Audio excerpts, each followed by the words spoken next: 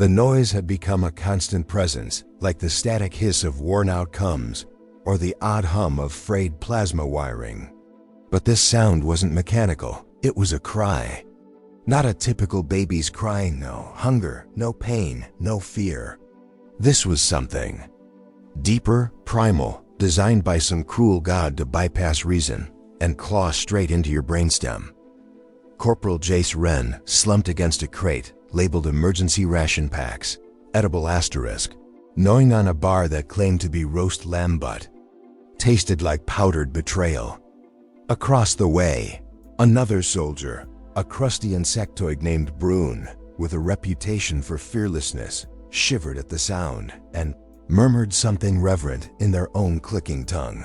Still going, Jace muttered, eyes half-lidded. The squad. AI Sammy chirped in his ear. Current cry duration, 61 hours 47 minutes. Thank you for your patience, Corporal. Remind me to rewire you into a toaster. You've already made that threat 14 times. The child, apparently, belonged to a Delari woman holed up near the far end of the refugee zone. Most folks gave her tent a wide berth. Now it pulsed with faint psionic energy and reeked of some formula that smelled like citrus and melancholy. The woman never left, rocking the baby endlessly in arms that shimmered faintly in the dark typical of Delari skin. People had tried to help. A well-intentioned field nurse. A grumpy herbalist with homegrown sedatives. One idiot brought a holographic lullaby projector that played Terran nursery rhymes. It exploded on activation dot with a sigh. Jace tossed the rest of his ration bar into the recycler and stood. He wasn't a hero, he wasn't a medic, and he sure as hell wasn't equipped for interspecies childcare. But the pitch of that baby's wail? It did something to him, set the hairs on his arms upright, and made his back teeth itch. You really going in there? Asked Private Mina from behind a heap of sleeping bags. Her expression stuck somewhere between admiration and horror. Yep, Jace replied. Figure either I help or I explode. Keep a mop handy. He stepped into the tent.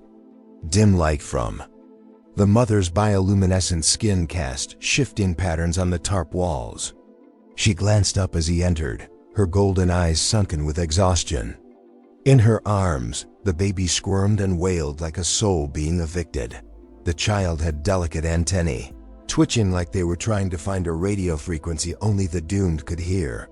I'm not here to poke or prod, Jace said softly. Hands up, just trying something new. And the baby stopped. The silence struck like a hammer. Jace froze, halfway between relief and alarm. Was it dead? No two big alien eyes locked onto his face. The antennae quivered. And then a faint burble. Not quite a laugh, but not far off. The Delari woman blinked, stunned. How did you do that? No clue, Jace said, slowly lowering himself onto an overturned crate. Maybe I smell like failure. Babies love that. She didn't laugh, but her shoulders lowered slightly. The baby made a contented, gurgling noise and Jace offered a gloved finger. Tiny suction cup fingers latched on. He's never done that, the woman whispered. Never stopped. Never looked at someone like that. Jace gave a one-shoulder shrug. Well, I'm kind of a big deal to small screaming life forms. My niece once barfed into my ear and then stabbed me with a plastic sword. We bonded. The baby didn't blink. Still staring at him. Still holding his finger. Sammy pinged again. Warning, local psionic fluctuations are intensifying. Yeah, Jace muttered, so's my blood pressure. But inside something shifted. Not pain, more like a thread tugging gently in his chest. A connection. What are you? The woman asked quietly. Jace looked at the baby's fingers, still gripping him tightly. He managed a crooked smile. Mostly human, some sarcasm, a bit of leftover spite. The rest, guess we'll find out. The next morning, Jace woke up with a small foot in his eye socket and something warm and gelatinous soaking into his boot. Took him a minute to remember where he was. The Delari's tent. Baby still asleep next to him like a smug psionic parasite. The woman Tyrael, she'd said her name, was sat a few feet away, braiding glowing strands of her own hair. I think your kid drooled psionic jelly on me, Jace grunted, squinting at the smear on his boot. That stuff corrosive? Only to dignity, Tyrael said dryly. Too late then. He flexed his foot. The boot whined. Possibly mechanical, possibly emotional. Weirdly soothing. Think I could sell it as spa therapy. One of Tyrael's shoulders twitched. He was starting to think that meant Delari for mildly amused. The baby who Jace still hadn't named, but mentally referred to as Commander Howler, stirred and made a warbling sound. Without thinking, Jace reached out and touched the soft spot between the antennae. The baby let out a deep sigh and fell right back asleep. You see that? He said with a grin. I've got the touch. I'm like the alien whisperer. You are not a whisperer, Tyrael said slowly, as if tasting the words. You are a resonance. He responds to something in you. He meaning the baby, right? Not some cosmic deity deciding I'm now the space messiah? Yes, cool, very comforting. Later, as he choked down a breakfast of congealed protein and caffeinated despair, the tense flap twitched. A medic from command stepped inside. She looked like someone who hadn't slept since the last planetary alignment. I heard the screaming stopped, she said flatly. Did you sedate it? I hugged it. Not standard protocol. Well, it worked. She scanned the baby with a visor. A low hum filled the air, then she frowned. There's something strange. The baby's neural frequencies are syncing with yours. Jace blinked. You mean like best friends? No, like synchronized instruments. The kind that break things. This isn't bonding, this is resonance. Tyrael made a noise in her throat. Jace had no idea what it meant, but he guessed it translated to told you so. The following day, Jace woke up in a tent that smelled faintly of bioluminescent sweat and sleep-deprived parenting. He had a crick in his neck and a psionically gifted infant drooling on his chest like a smug energy sponge. Tyrael was already up, sitting cross-legged near the entrance, weaving bright threads from her glowing hair into a loose coil. She glanced at him but said nothing. Jace squinted at his boot, which now had an unsettling smear of bluish-green gunk across the toe. Hey, your kid slimed me again. Should I be worried about, like, acid damage? Only to pride, Tyrael replied. Then I'm in danger. The boot let out a soft whine as he wiggled his toes. Not mechanical. Probably existential.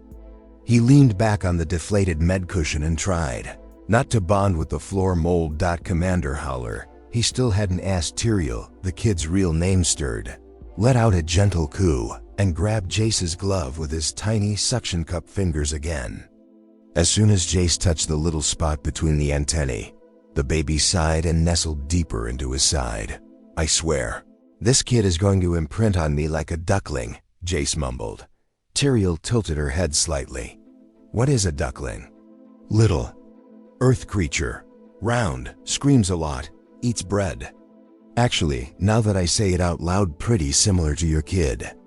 Before Tyrael could respond, a warning blip echoed from the perimeter sensors outside. It wasn't a real emergency, just a twitchy drone getting startled by a flutter beast again. Still, it was enough to draw unwanted attention. That's when Dr. Selenia Kaur entered. A military physician with the resting expression of someone who'd seen too much and blamed Jace for most of it. She looked at the baby like it might explode. I'm told the crying has stopped, she said, eyes narrowing. Did you give him sedatives? I gave him a finger, Jace said. Apparently that was enough. Dr. Kaur did not laugh. She activated her scanner, letting it hum softly as she swept it over the baby. His psionic field is entangled with yours. It's not just emotional bonding, his brainwaves are harmonizing with yours. Jace blinked. You mean we're on the same mental Wi-Fi? More like you've become a psionic tuning fork. Neat. I've always wanted to be a science experiment. Core raised a brow. This level of resonance is unheard of. We'll need blood samples from you, the mother and the child. Great. I give one hug and now I'm a lab rat. The baby giggled. The doctor froze. Did it just laugh? It did, Tyrael said, with the faintest trace of pride. Probably at him. Which is valid. Core muttered something about xenogenetic anomalies, and why is it always me before leaving in a huff? Jace looked over at Tyrael. So now what? She glanced at her son, who was busy trying to eat Jace's glove. Then she looked at Jace. Now you stay. He opened his mouth to argue.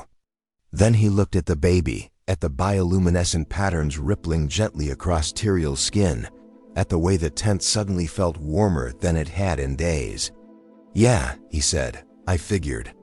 They came for him before breakfast the next morning, which was a shame because he'd just managed to coax an extra sweetener packet from the quartermaster and had poured it triumphantly into his mug of burnt synth coffee. Corporal Wren, barked a voice behind him, sharp and flat, like a door slamming shut. You're requested at Central Command. Jace sipped his coffee slowly. Unless Central Command comes with edible toast, they can wait 5 minutes. The officer didn't flinch. She wore a Navy uniform so stiff it might have been forged. Her nameplate read Trask, and her facial expression read permanent internal screaming. Now, she repeated with a sigh. Jace stood coffee in hand and followed her across the camp to a dome-shaped structure made of repurposed starship hulls and bureaucratic despair. Inside, a council waited.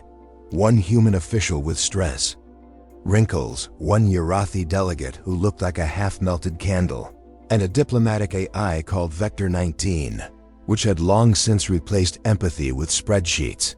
Corporal, the human began. We've reviewed reports concerning your interaction with the Dalari infant. Jace dropped into a chair with all the grace of a falling crate. Let me guess. I'm getting the Galactic Babysitter Award? There is no such award, Vector 19 replied. Would you like to submit a proposal to create one? Make it a sash and maybe a juice box. The Yarathi diplomat leaned forward. This child responds to you in a way we've never documented between species. Your presence seems to anchor him. You're saying I'm emotionally magnetic? We're saying you may have triggered a permanent psionic imprint. He might be bonded to you. Jay stared. Like imprinted? Like baby animals do? Like a hybrid infant forming a neural sync with a sentient mammal, the AI clarified. Same difference. The implications are political, the human added, potentially weaponized. There are already rumors circulating about a cross-species breeding program. Jace choked on his coffee. What? No. I didn't. There was no look. We didn't even. I have logged your statement, Vector 19 said, though the phrasing is suboptimal. The human folded his arms. The child has been named Kale. The mother has requested you remain with them. We are inclined to agree. For observation. Observation? Jace repeated. What am I, a zoo exhibit? Trask appeared again in the doorway, already typing on a datapad. You'll be relocated to the Dalari sector. Assigned quarters adjacent to the tent. Effective immediately. Does this come with hazard pay? We'll give you a blanket. Jace narrowed his eyes. Is it warm? No. Outside, he looked up at the smog-filled sky, somewhere beyond which an ancient generator gave a sad puff and died. He took a sip of coffee. Still cold. Still terrible. Should have taken that transfer to Fungus Moon, he muttered back at the tent. Kale immediately reached for him. Jace didn't hesitate. He let the little hand grab his finger. Tyrael didn't look surprised, just tired. And maybe, just maybe relieved. You came back, she said. I always come back, Jace replied. Apparently I'm furniture now. Kale giggled. Jace found himself smiling. Just a little. The dream started 2 nights later. Jace would close his eyes and find himself adrift in an endless field of pulsing stars, blinking in sync like some celestial Morse code. He'd hear a song not sung exactly, but remembered. Familiar and strange. The stars would shift into shapes. Eyes, then doors, then sandwiches. That last one was on the night he fell asleep hungry. "Are you experiencing hallucinations?" asked Dr. Kaur as she reviewed a fresh data slate in the med tent. "I dreamed I was a toaster giving pep talks to nervous slices of bread," Jace replied, rubbing his eyes. "So, probably." She frowned. "Your harmonic receptor activity is increasing. The child's psionic field is rewiring your neurostructure. So, I'm being brain-hugged into enlightenment?" "Something like that. Should I worry about developing laser vision?" "Because honestly, I'd be okay with that." "That depends," she said, pausing. "Have you tried? Are you joking?" "I haven't decided yet."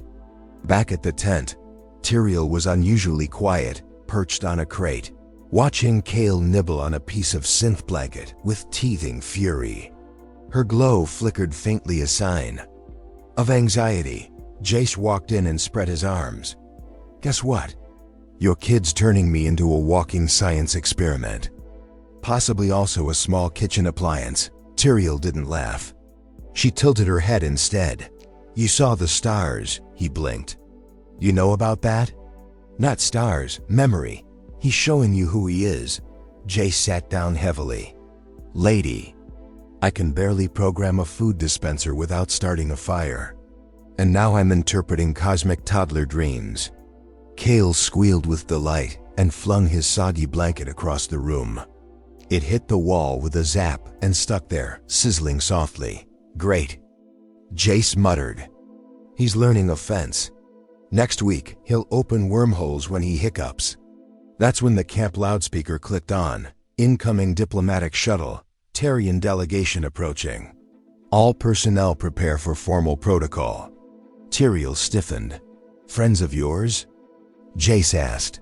She didn't answer. An hour later, the delegation arrived in a ship shaped like a floating harp, gleaming with woven light and ostentatious dignity.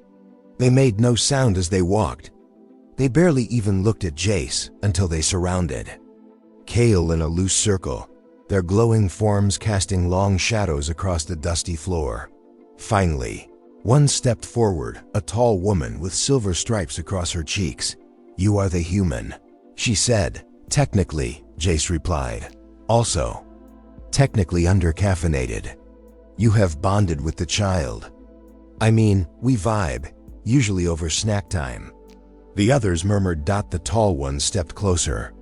"You do not understand what this means." "Nope, that's kind of my thing.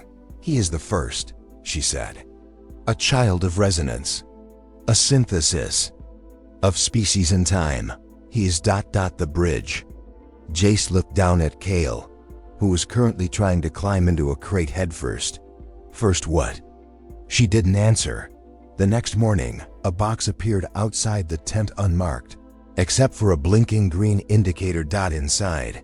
Beneath a hand-woven blanket of Dalari thread and human cotton, a message had been stitched in dozens of languages: "Protect the bridge." Jace stared at it for a long time, then picked up Kale, who giggled and drooled something faintly glowing onto his shirt. "If I'm the responsible one in this story," he muttered, "we're in deep trouble." They came for Kale at dawn. Jace was locked in a battle of wills with the food printer. He'd requested pancakes. It had dispensed a gray steaming lump that smelled like burnt rubber and bad decisions.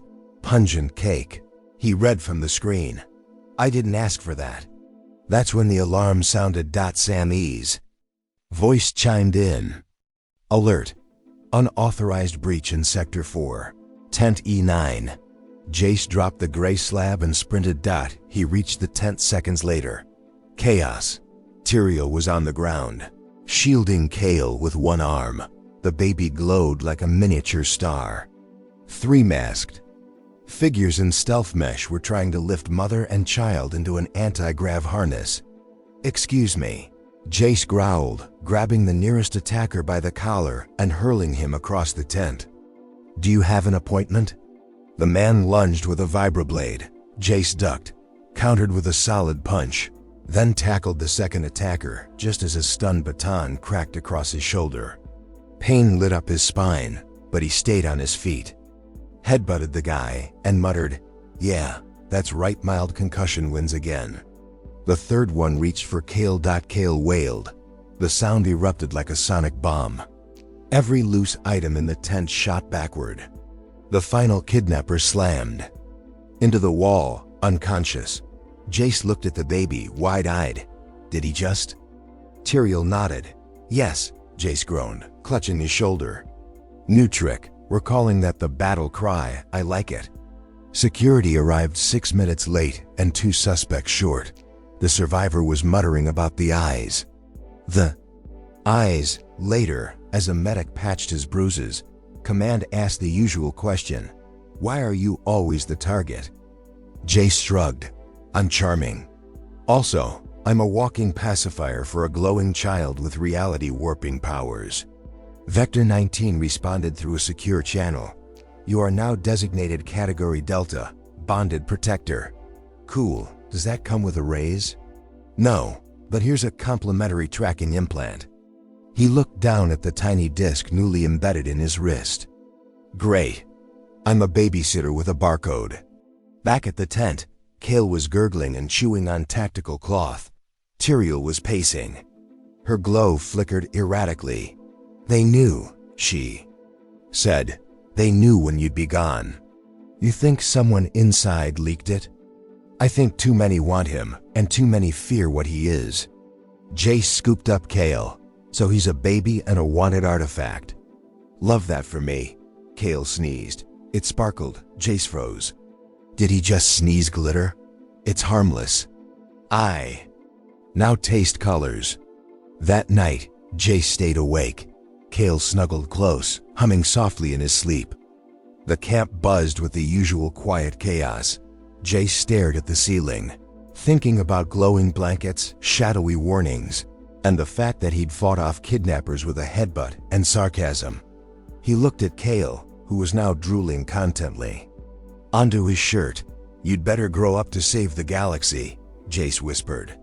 "Because I'm out here getting sparkled on for free."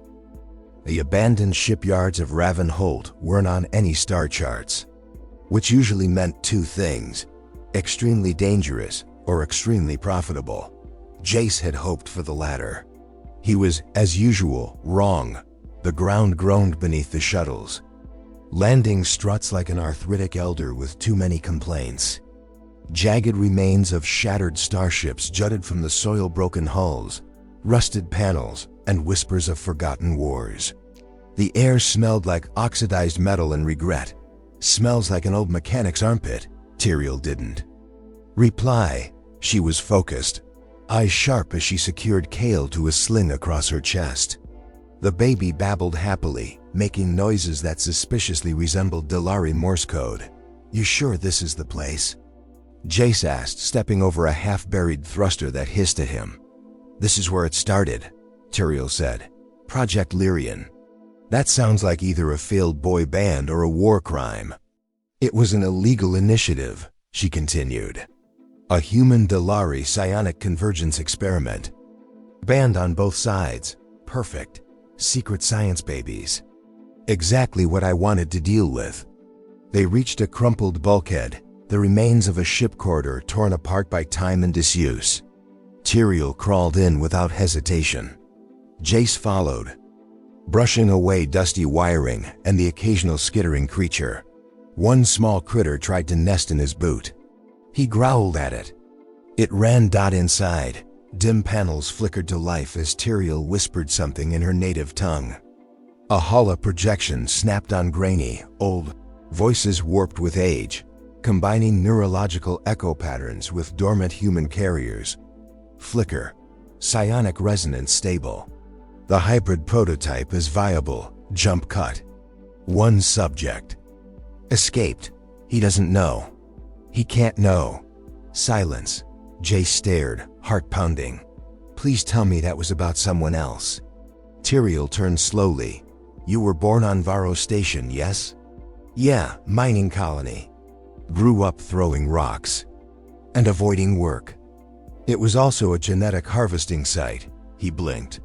You're saying I'm one of the carriers that Kale activated me? You're not just a match, Tyrael said. You're the key. Jace ran both hands through his hair. I always wanted to be important. Just not galactic science experiment important. Kale giggled and released a tiny burst of psionic energy that sent a floating panel crashing down. Jace ducked. Awesome, he muttered. He's adding punctuation now. Then the lights changed.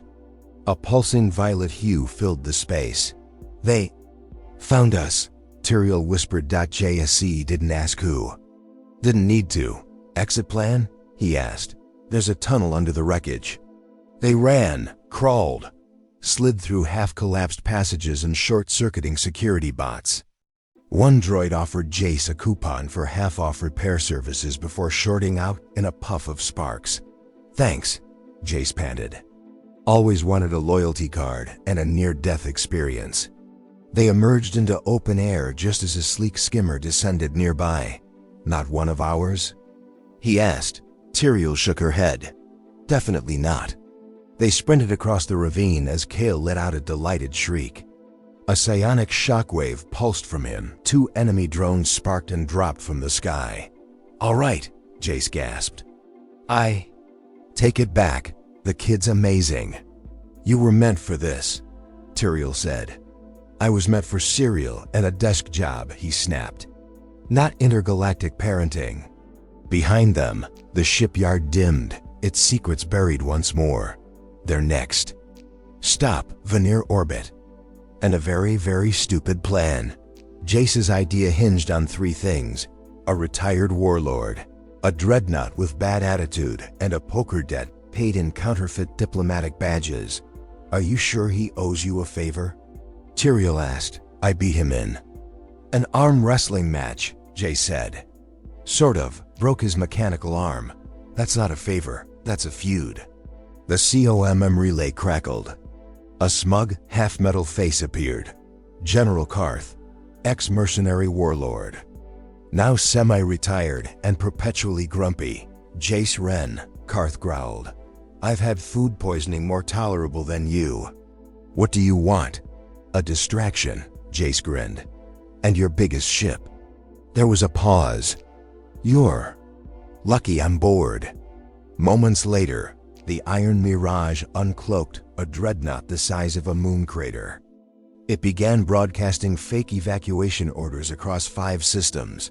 On the surface, smugglers panicked. Pirates ducked. A space cult threw a tea party.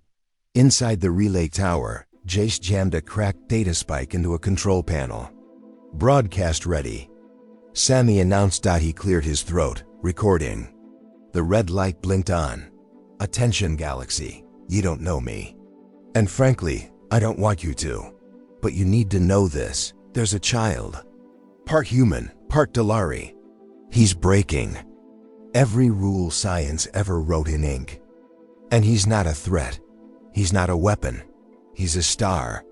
And if you try to hurt him, control him, or lock him away, I will make sure every being in every system knows exactly who you are. I'm no hero. I'm a tired man with a glowing baby. And too many bruises. But I've had enough of secrets. It's time you see the truth. Lucia blinked. That was articulate. I practice with Kale. He slaps me when I ramble. The upload bar hit 100%. A siren flared. Sammy chimed in. 2 hostile interceptors incoming. Time to go, Jace shouted. As they launched. A warning shot scorched the shuttle's hull. Kale laughed. Jace white-knuckled the yoke. At least one of us is having fun. Behind them, the relay tower lit up like a beacon, blasting the message across the stars. Some would laugh. Others would panic. A few would plan war. But most importantly, they knew. In the back seat, Kale reached for Jace's shoulder, his eyes glowing softly. You didn't have to do that, Tyrael said. I did, Jace replied. This galaxy's got too many shadows. Kid like this deserves some light. Kale sneezed. One of the pursuing ships spun out of control. Okay, Jace added. Light and laser lungs. The summit took place in Vanyor's orbital, ring-neutral ground with artificial gravity and 12 snack dispensers per corridor. Jace stood near a transparent wall, sipping lukewarm stem tea from a collapsing paper cup. This cup's trying to assassinate me, he muttered. Tyrael adjusted her ceremonial drape. Kale was chewing meditatively on a diplomatic pass. You don't have to speak, she said. I know, Jace said. But none of those ambassadors ever got barfed on mid-dream prophecy. The chamber was packed. 27 species, each behind shimmering translation fields. The air buzzed with tension. JSC, he stepped to the center. Hi, I'm Jace Wren. I came here because a baby wouldn't stop crying. Pause. A few chuckles. Turns out that baby's a hybrid. A bridge. He comes when I'm near. And yeah, I know what that sounds like.